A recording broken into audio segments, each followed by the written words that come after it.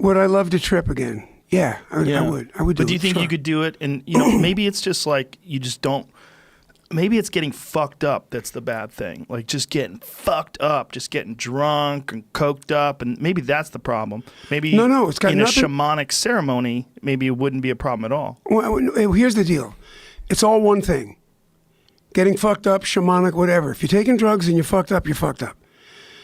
Doesn't matter if it's shamanic or not. If you get high, and that tweaks that little thing in my brain that goes, here I go. Remember, in your brain, I got high for 30 years. Right. I'm from the 60s. Right. With the best of them, I got high. And it took them down. Some of them, most of them. You came through it remarkably unscathed, if you think about it. Yeah, thank you, God. It's pretty amazing. Thank you, God. Thank you, God. Think about that one. Yeah, think about that one. We could talk for 2 hours about times I did shit and almost died. So, I'm sure.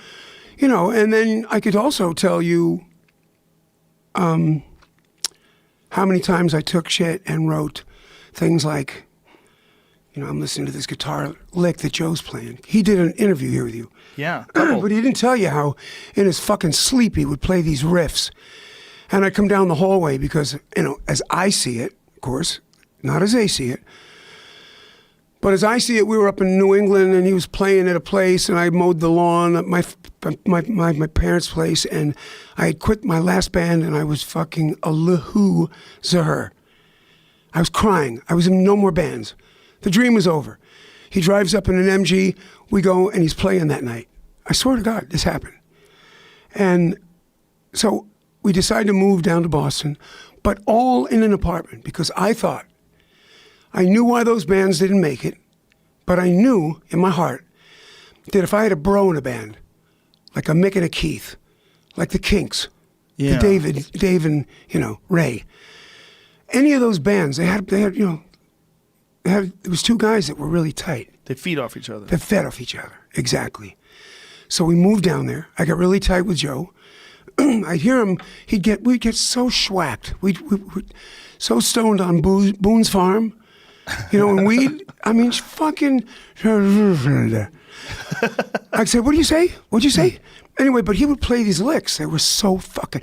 For every song you've ever heard, Sweet Emotion, every one of those licks, Walk This Way, there's 20 that got lost in the ether.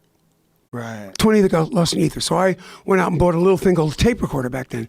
Remember, this was 71. A lot of shit wasn't, no phones, no cell phones. So I would record that shit. And so anyway, where we're going with this, that's where these songs came from. And stuff would come out of my head while I was like, sweet emotion. Wait, well, fuck, get me paper and pen. I'd write that shit down. Suddenly, whoops, on the radio. See, so I use that place that you go to when you eat edibles. Do you ever write some of your routines when you're on edibles? Yeah, well, there you go. Yeah, no, for sure. Well, and also, check this out. The best part of it is, when I got sober, I started writing even better shit. I'd go in a room with 4 guys and say, we're going in to write a hit. We're going to stay in this fucking room until we do, or until we can't stand each other's smell. And we would leave in 7 hours with a fucking song. And a good one. And one that would live way past all of us. Check that shit out.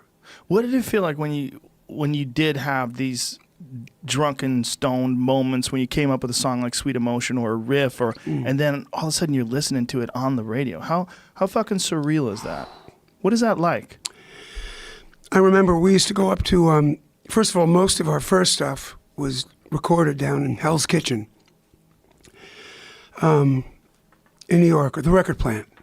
John Lennon had a studio upstairs, and we were down in Studio A with Jack Douglas, and so we went from there for the 70s, and then end of the 70s, I had done every drug on the planet that I could because I thought it was cool, and if I didn't, I wouldn't be cool.